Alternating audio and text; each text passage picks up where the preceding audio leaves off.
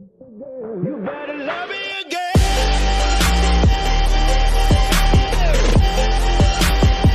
You better love me again.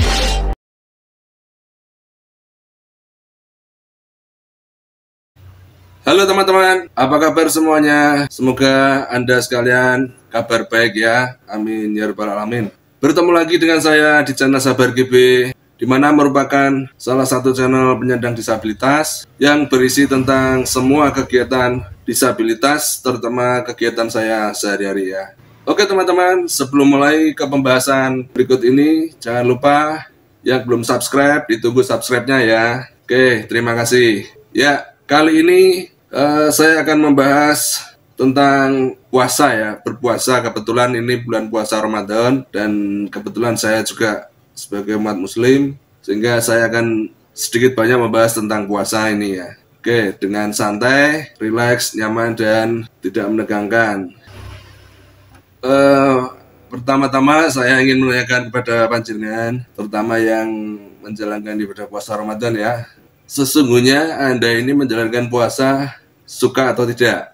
Jawab yang jujur ya, jujur loh ya, sejujur-jujurnya. Saya yakin kemungkinan besar banyak yang menjawab tidak suka berpuasa, dan di mana-mana tidak ada yang berani toh bilang seperti itu, karena tidak berani mengakui kalau saya sebenarnya tidak suka berpuasa. Saya sebenarnya berat sekali berpuasa, seperti itu. Nah, kalau ada yang menanyakan, loh, Tur, gimana sih Tur? Itu kan puasa itu kan perintah dari Allah Subhanahu wa taala ya, di rukun Islam ya.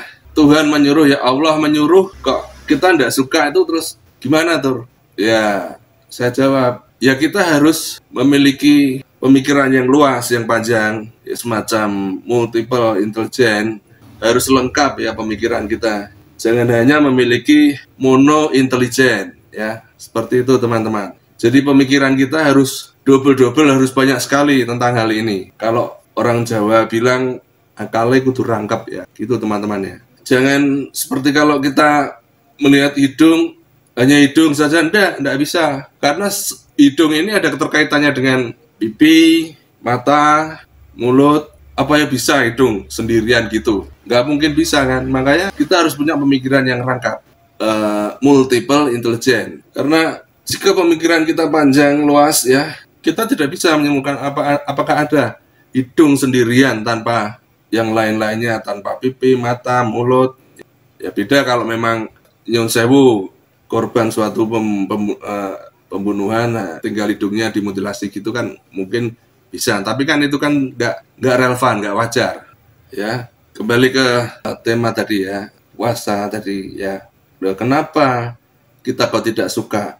Ini gini teman-teman, jadi orang yang mulia itu mau menjalani sesuatu yang dia tidak sukai tetapi bagus, nah itu namanya mulia. Lah kalau nyun sewu panjenengan menyukai berpuasa dan saat bulan Ramadan ini ada puasa, terus istimewanya apa? Lumrah-lumrah saja kan?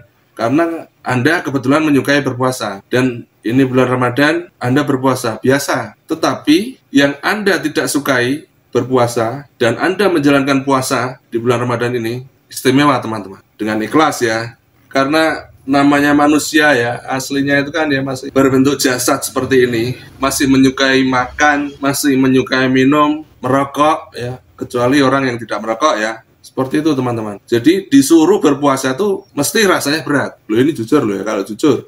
Tetapi Anda mendapatkan kemuliaan jika Anda mau menjalankan puasa yang sebenarnya Anda tidak sukai, tetapi Anda menjalankannya dengan ikhlas karena berpuasa itu baik. Jadi sekali lagi ya teman-teman, jika Anda yang aslinya sesungguhnya Anda tidak mau berpuasa, tidak suka berpuasa, tetapi Anda mau menjalankan puasa karena berpuasa itu baik, itu namanya istimewa teman-teman, pendekar, mulia. Sekarang ibaratnya seperti ini, apa ada, sesungguhnya loh ya, apa ada tentara yang suka berperang ya, seperti ini misal, wah aku kalau setiap hari nggak nembak orang rasanya nggak puas. Nah, kalau ada tentara yang seperti itu kan hancur, semua kehidupan hancur ya teman-teman. Jadi tentara itu kan sebenarnya nggak suka dengan perang. Seperti itu ya. Tanda kedewasaan kalau seseorang sudah rela melakukan sesuatu yang tidak ia sukai atau rela tidak melakukan sesuatu yang dia sukai, teman-teman. Dan berpuasa itu mengandung kedua-duanya ya. Sebenarnya Anda tidak suka berpuasa, tapi Anda ikhlas tidak makan minum dan ikhlas menjalankan puasa, atau sebaliknya, sebenarnya Anda suka sekali makan dan minum, tetapi Anda ikhlas untuk tidak makan dan tidak minum. Itu istimewa, teman-teman. Jadi kita dapat poin double lah, poin banyak lah ini, teman-teman ya. Terutama yang menjalankan ibadah puasa ini ya, terutama yang Muslim. Jika sudah bisa seperti itu, berarti insya Allah Anda bisa mendapatkan poin yang double ya. Seperti itu, teman-teman. Boleh nih diomongkan kemana-mana. Sebenarnya aku nggak suka puasa nih aku, tapi aku ikhlas kok menjalani puasa. Soalnya baik kok. Itu, teman-teman ya. Nggak apa-apa, seperti itu nggak apa-apa. Suasananya biar santai. Kalau perlu digoda, teman-teman, sambil jalan gitu teriak, aku nggak suka berpuasa, aku nggak mau puasa. Jadi aku nggak mau, sebenarnya nggak mau berpuasa. Tapi saya ikhlas berpuasa karena puasa itu baik. Seperti itu belakangnya. Jadi kalau ada kiainya yang dengar, udah merengut mau gimana gitu, dengar kalimat Anda yang, tapi saya ikhlas menjalankan puasa karena puasa itu baik. Jadi gak jadi marah kan, ternyata itu. Kalau perlu digoda di depan Majelis Ulama Indonesia, sambil teriak, aku gak suka puasa, gak mau pokoknya. Sebenarnya aku gak mau puasa, tapi saya ikhlas menjalankan puasa karena puasa itu baik. Nah, gitu ya, teman-teman. Jadi biar cair, gak sepaneng ya hidup, biar gak semaneng. Ada sedikit cerita nih, teman-teman. Apa yang diomongkan Umar bin Khattab, berkata di Hajar Aswad, kalau tidak Rasulullah menciummu, aku tidak akan mau menciummu. Tetapi karena engkau dicium oleh orang yang aku cintai, maka aku juga menciummu, karena aku juga mencintai yang dicintai oleh orang yang aku cintai. Seperti itu, teman-teman. Jadi hidup tuh seperti itu ya, teman-teman. Nyaman pokoknya. Jadi gini, kalau memang benar-benar mencintai Rasulullah ya, mulai sekarang celananya yang panjang itu dipotong biar cingkrang seperti celana Rasulullah. Itu ya, harus sesuai ya. Loh, ini bener loh, mulai bisa dipotong ya, teman-teman. Kalau memang panjenengan mencintai Rasulullah, kalau naik haji ya, jangan naik pesawat. Karena Rasulullah dahulu waktu naik haji naik onta, teman-teman. Jadi Anda harus dari Semarang sini atau dari Indonesia naik onta, atau kalau enggak berenang dulu. Itu ya, teman-teman. Harus konsisten. Awas lo ya kalau besok Anda naik haji, naik pesawat. Awas lo kalau ngaku mencintai Rasulullah ya. Kalau itu memang Anda betul-betul mencintai Rasulullah, jangan hanya celananya saja yang dipotong cingkrang, jangan hanya melihara cambang yang panjang. Semuanya harus konsisten, teman-teman. Rasulullah dahulu tidak pernah pakai pecis. Anda nggak usah pakai pecis, harus sama, karena mencintai, teman-teman ya. Terus dulu Rasulullah tidak pernah makan soto ya. Jadi Anda jangan ikut-ikutan makan soto ya. Karena kanjeng Nabi ya, Rasulullah SAW, kalau makan menggunakan tangannya, jadi nggak mungkin makan soto pakai jari. Itu ya, teman-teman, konsisten. Kalau makan soto bid'ah, waduh, bid'ah lagi nih guys. Jangan sembarangan bilang bid'ah. Bid'ah itu hanya berlaku di dalam rukun Islam. Seperti itu, teman-teman. Di luar rukun Islam tidak ada bid'ah. Itu, teman-teman. Rukun Islam itu sudah pakem, tidak usah dirubah, tidak usah ditambahi, tidak usah dikurangi, nggak usah bagusi lah pokoknya. Itu, teman-teman ya. Jadi semisal Anda itu betul-betul sehat walafiat, mempunyai kekuatan dan power yang bagus, sehat-sehatnya panjenengan, sekuat-kuatnya panjenengan, yang muslim itu kalau sholat subuh tetap 2 rakaat ya teman-teman. Bukan berarti langsung wah aku saya ini energinya berlebih, sholat atau sembahyang kalau nggak 16 rakaat nggak mantap, nggak lega, nggak, terus dia melakukan sholat subuh 16 rakaat. Nah itu bid'ah. Nah teman-teman, sambil minum dulu, saya haus nih teman-teman. Oh ya teman-teman, perlu diketahui saat syuting ini malam hari ya, jadi saya tadi habis berbuka puasa langsung melakukan syuting ini teman-teman. Jadi gitu ya teman-teman, hidup ini betul-betul luas sekali, jangan mudah kita bertengkar, jangan mudah kita bermusuhan, tidak baik teman-teman ya. Jangan gampang marah, jangan gampang memusyrik-musyrikan orang, jangan gampang mengkafir-kafirkan orang ya teman-teman. Karena setahu saya sampai saat ini tidak ada pengetahuan dan kekuasaan untuk mengetahui bahwa seseorang itu musyrik atau kafir teman-teman. Lah bagaimana kita bisa mengetahuinya? Lah wong musyrik itu letaknya di dalam pikiran seseorang. Bagaimana kita ngeceknya? Nggak mungkin bisa kan? Niatnya apa? Yang dituhankan siapa? Itu kan yang tahu dia sendiri, di dalam hati dia, di dalam pikiran dia sendiri. Kita tidak tahu dan tidak akan bisa mengetahuinya teman-teman. Jadi jangan pernah ya kita mengkafir-ngafirkan orang, memusyrik-musyrikan orang ya. Bagaimana? Coba sekarang bagaimana cara mengetahuinya kalau seseorang itu musyrik atau kafir? Gimana? Coba apa kalau misalnya seseorang membakar menyan, terus itu dianggap musyrik? Kan belum pasti juga itu dia dalam membakar itu pemikirannya untuk apa, menduakan Tuhan, menduakan Allah, kan belum tentu juga, kita nggak bisa tahu. Terus dianggap syirik seperti itu. Dan sekarang bagaimana kita menyimpulkan bakar kemenyan itu terus syirik, musyrik? Gimana? Nggak bisa teman-teman. Saya yakin nggak bisa, karena membakar kemenyan itu yang tahu niatnya hanya orang tersebut, yang ada di pikirannya, yang ada di hatinya hanya dia sendiri, dan kita tidak bisa mengetahuinya.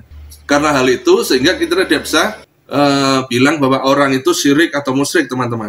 Karena kan itu tergantung niatnya apa teman-teman ya. Ya, sekarang kalau orang yang membakar kemenyan tersebut punya niat seperti ini, ada yang tanya, lah kamu kok membakar kemenyan untuk apa? Niatnya apa? Terus orang yang bakar kemenyan menjawab, lah sekarang saya lebih baik membakar kemenyan daripada membakar rumahmu, ya kan? Yang menjadikan seseorang itu musyrik atau tidak itu kan kalau dia menuhankan yang selain Allah. Kalau hanya membakar kemenyan saja belum bisa kita sebut dia musyrik atau syirik. Dan itu bukan atau belum merupakan bukti bahwa dia menuhankan selain Allah ya. Kita harus tahu niatnya dulu. Yang bisa membuktikannya hanya niat dan pikiran yang ada di hatinya. Dan untuk mengetahui hal tersebut bagaimana caranya? Nggak bisa, nggak ada pengetahuan seperti itu. Kita bagaimana ngeceknya? Nggak bakal bisa teman-teman. Itu semua di luar kekuasaan kita ya teman-teman ya. Di luar kekuasaan Anda, di luar kekuasaan saya juga. Karena itu yang mengetahui hanya dirinya sendiri. Makanya jangan mudah mengkafir-kafirkan orang, jangan mudah memusyrik-musyrikan seseorang ya teman-teman. Biar nyaman, biar damai gitu loh.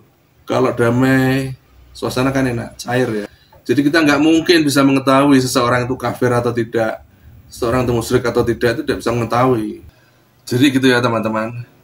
Tidak ada kekuasaan atau pengetahuan seseorang yang bisa mengatakan bahwa seseorang itu musyrik atau kafir.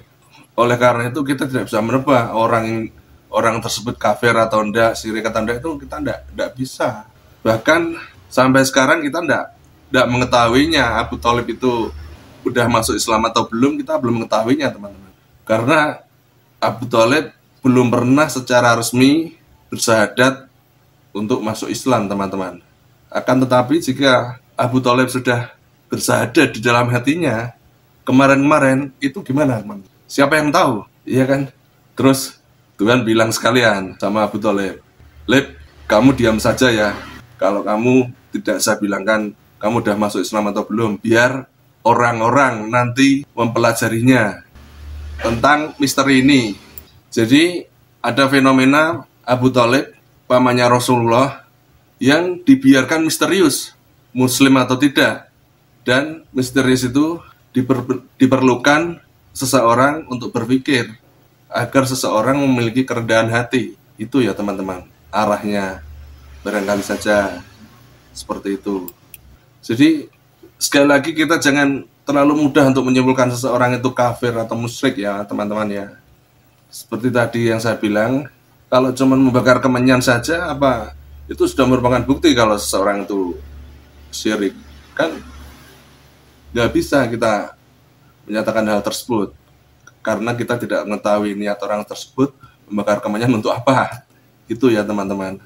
Apalagi di dalam peradaban Jawa, setahu saya kemenyan itu bisa berfungsi sebagai password ya teman-teman. Jadi password itu kan merupakan kode untuk membuka pintu tertentu ya teman-teman. Jadi ibaratnya seperti kita mau masuk ke webnya siapa, kita harus mengetahui password tersebut. Contoh kata mungkin seperti Facebook, masuk ke Instagram, email ya teman-teman, itu memerlukan password. Dan kemenyan itu dalam peradaban Jawa bisa digunakan sebagai password untuk memasuki pintu-pintu tertentu ya teman-teman. Itu kebudayaan Jawa ya, peradaban Jawa. Sehingga menyan tersebut bisa berfungsi sebagai password agar kita bisa memasuki ke suatu gelombang tertentu ya teman-teman. Itu kalau di dalam peradaban Jawa ya. Gimana sekarang kalau gitu kan ya belum tentu juga atau kalau kita membakar kemenyan itu merupakan suatu perbuatan yang syirik. Sekali lagi itu tergantung niatnya. Jadi kemungkinannya itu jadi sangat banyak teman-teman ya. Bahkan mungkin saja ya, ini mungkin saja ya orang yang kelihatannya alim, rajin ke masjid, bisa juga dia menuhankan dirinya sendiri. Bisa juga orang tersebut menuhankan sholat. Bisa juga orang tersebut menuhankan masjid. Siapa yang mengetahuinya? Isi hati orang tersebut. Gitu ya teman-teman ya. Jadi orang seperti itu juga bisa saja menjadi orang yang musyrik. Tapi kan kita tidak mengetahuinya secara faktual ya, secara gamblang ya teman-teman. Masih merupakan misteri. Karena kita tidak mempunyai kekuasaan atau pengetahuan untuk menembus pikiran orang tersebut. Jadi semuanya itu dinamis ya teman-teman. Dan satu-satunya jalan untuk memperlakukan hal tersebut adalah berunding secara rasional dan saling rendah hati satu sama lain teman-teman ya. Jadi suasananya tidak menegangkan, nyantai, rileks, cair gitu ya teman-teman ya. Dan sekali lagi bid'ah tadi itu hanya ada di ibadah makdoh ya teman-teman. Selain di ibadah makdoh, insya Allah sepengetahuan saya tidak ada bid'ah ya teman-teman. Jadi yang termasuk rukun Islam itulah yang termasuk ibadah makdoh ya teman-teman. Misal contohnya gini ya teman-teman, ya, tentang sholat ini ya. Wah, ada seorang bilang, wah sholat 14 sahabat kok cuman gini-gini. Allahu Akbar, kurang variasi. Sholat itu yang bagus, yang bervariasi itu ya Allahu Akbar. Itu namanya bid'ah teman-teman. Pakai gini-gini. Saya yakin kalau seperti itu nggak pakai lama langsung malaikat Israel datang pukul kepalanya orang tersebut.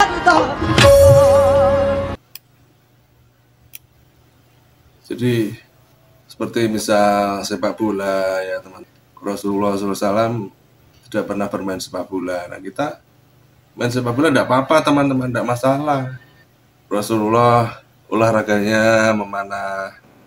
Yang tidak boleh itu ya kalau sepak bola itu menendang bola diarahkan ke kepala tetangga kita. Nah itu tidak boleh. Nanti pasti marah tetangga kita.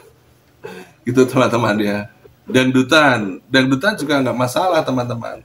Dangdutan nggak bid'ah saya rasa ya. Karena memang itu di luar rukun Islam ya. Cuman kayak yang dahulu itu kalau pas sholat Jumat kita dangdutan di depan masjid yang sholat Jumat tersebut. Nah, nggak pakai lama, orang yang dalam masjid mesti keluar, kita pasti dimarahi. Gitu teman-teman ya, paham ya sampai sini ya. Apalagi sholawatan teman-teman. Sholawatan itu jelek-jelek merupakan ekspresi cinta kepada Rasulullah SAW. Dan yang salah itu jika sholawatan itu dianggap sebagai ibadah makdoh, ya teman-teman, dianggap rukun Islam, bukan ya teman-teman ya. Sholawatan bukan termasuk dalam rukun Islam. Kita salah teman-teman kalau kita menganggap sholawatan termasuk dalam rukun Islam ya teman-teman ya. Tahlilan masuk rukun Islam itu keliru teman-teman. Tetapi jika kita tahlilan dalam rangka cinta kepada aulia, kepada para nabi dan rasul, itu bagus teman-teman ya, tidak ada masalah. Yang tidak boleh itu tahlilan di tengah-tengah sholat ya teman-teman. Misalnya ini Sami Allah liman hamidah, afdalu dzikri waula la ilaha illallah, la ilaha illallah, lah. Itu tidak boleh. Itu nanti bisa menjadi kacau teman-teman. Itu bid'ah dan mendekati tingkat haram teman-teman. Jadi gitu ya teman-teman. Kita berusaha lah mengetahui proporsinya ya teman-teman tentang hal-hal tersebut. Kita punya ilmunya, kita bisa memetakannya, bisa masuk logikanya, dan kita bisa mengetahui di mana wilayah perdanya ya, ibaratnya seperti itu ya teman-teman. Aturan bid'ah tersebut di mana wilayahnya, karena tidak semua hal ada bid'ah ya teman-teman. Itu santai teman-teman. Nanti kalau mau komentar tidak apa-apa, ditulis di kolom komentar biar kita bisa komunikasi. Sekali-sekali sambil bercandaan ini bikinnya konten ya. Jadi gitu ya teman-teman, itu tadi beberapa contoh-contoh ya. Jadi masalah tentang musyrik, kafir, dan bid'ah itu segala macam lah. Gitu ya teman-teman. Jadi saya rasa cukup pembahasan ini tentang tadi puasa dan seterusnya tadi ya teman-teman. Sehingga dalam video ini saya hanya istilahnya menyampaikan suatu hal yang barangkali saja bisa bermanfaat. Akan tetapi jika selama saya berbicara ini tadi ada yang salah-salah kata atau menyinggung perasaan, mohon dimaafkan karena saya tidak pernah sedikit pun bermaksud untuk menyinggung perasaan Anda, karena semata-mata saya hanya ingin berbagi cerita tentang puasa, tentang musyrik, kafir, dan bid'ah tadi sebisa-bisanya saya ya teman-teman. Dan sekali lagi mohon dimaklumi karena pengetahuan saya tentang hal-hal tersebut masih tidak ada sejung kuku ya teman-teman, masih minim sekali. Jadi akhirnya sampai di sini dulu perjumpaan kita ya. Dan jika teman-teman ingin berkomentar, langsung saja tulis di kolom komentar ya teman-teman, biar kita bisa berkomunikasi, bisa diskusi, barangkali saja saya bisa menambah wawasan dari panjenengan. Oke, sekali lagi bagi teman-teman dan sahabat-sahabatku semuanya yang belum subscribe, ditunggu subscribe-nya ya, karena sangat berdampak besar bagi perkembangan channel Sabar GB. Ingat, patuhi terus protokol kesehatan teman-teman, dan salam sehat selalu ya. Sampai jumpa.